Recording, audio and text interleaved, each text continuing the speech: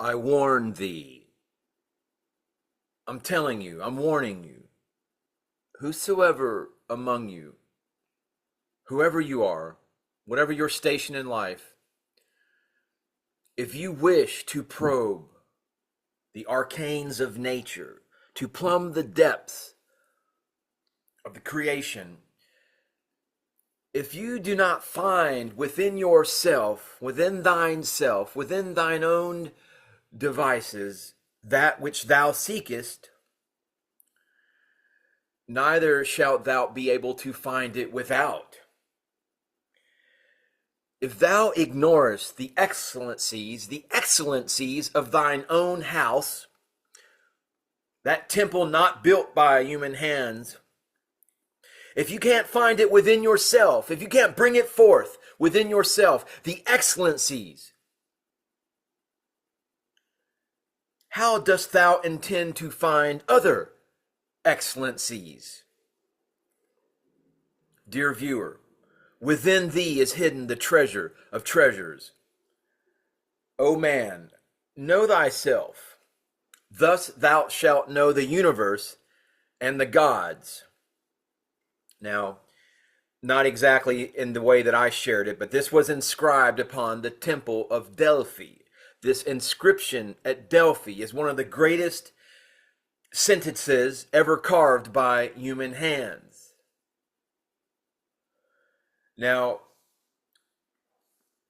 I believe, it is my estimation, that I count as at 56 years of age, that my greatest reward, accomplishment,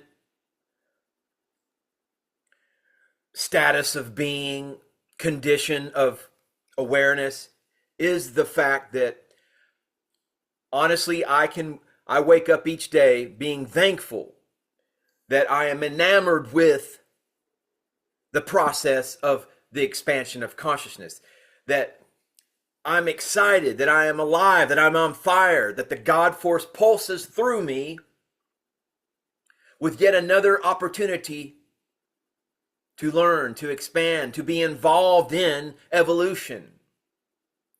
That is my joy, that I can find solace within this, that I don't need, and this was not always the case, mind you. This process began on September 24th of 2021, where I was resurrected from the matrix, where I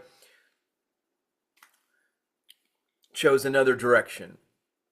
Now, granted, yes, I was, for most of my life, it was hell. It was tumultuousness, insanity.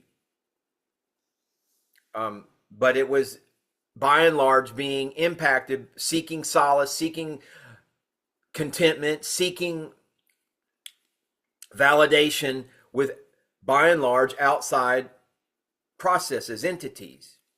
That's no longer the case.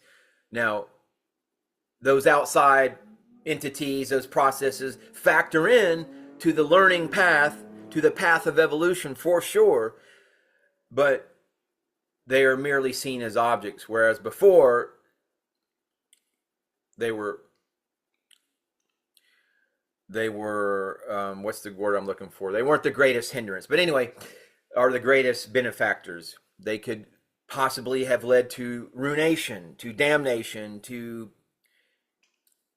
failure, error. That is what the word sin means. It's to miss the mark.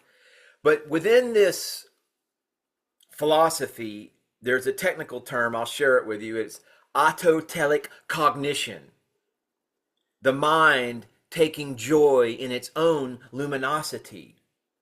And this is not the product. It doesn't matter what you believe, what you hold to be true versus what anybody else thinks. It's the fact that you hold it, that the arrival of those beliefs, those dogmas have brought you joy, and you find contentment within the pursuit thereof. If you wish to go and debate with people, and let that be so. Don't let that be another distraction where you lose your center.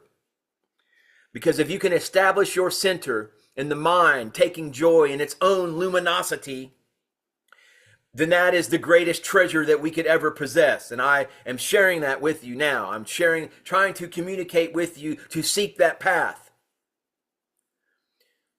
The very act of thinking itself, the very act of consciousness, the process of allowing consciousness to infuse, to download into your physical reality and take center stage. This is what Plato meant by theoria,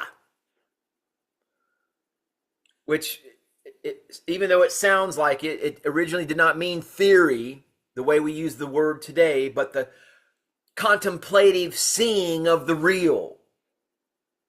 In contemplation, that's the key here. Observing reality in a contemplative state. Being enamored with that process. And this is exactly what Aristotle meant by the highest good of the intellect, nos poetikos, and exactly what Patanjali meant by samapatti, where the mind sees itself seeing. You see, dear viewer, once the human being reaches the point where the act of consciousness itself tastes better than any external stimulation, then all belief systems become costumes. All doctrines become provisional scaffolding. Because the real nectar, the real ambrosia, the real food of heaven is the direct taste of awareness tasting itself. And I mean, don't get caught up in arguing about the different various traditions, the Vedic tradition, the Hermetic, Plato, Zen. These are all different points on the fruit of tasting, atma, vichara, self-inquiry, the gnosis of the microcosm, noetic contemplation, kinsho, satori. They all converge not on a belief, but on a mode of being, an ontological posture, if you will. People think the treasure is information, collecting data, but the treasure is the mind that can notice information. Knowledge is not the content. Knowledge is the state that allows content to arise. And this is why all true initiatic traditions have the same paradox. Once you understand, doctrines become irrelevant. Not because nothing is true, but because truth is a process, not a sentence. Know thyself was not psychological advice. It was ontological advice. Your own awareness is the one portal that has direct access to the substrate of reality, to the morphogenetic quantum field mind of God.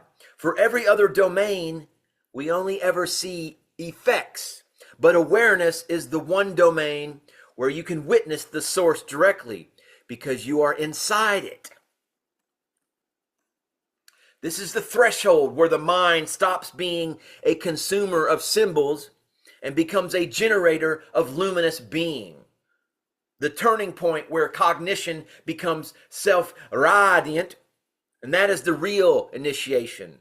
Not into any dogma, sect, mythos, or any other type of external institution, but into the deeper fact that the ultimate object of knowledge is the knower itself. And from that point on, every act of thinking is already a form of worship, because the altar is the mind itself.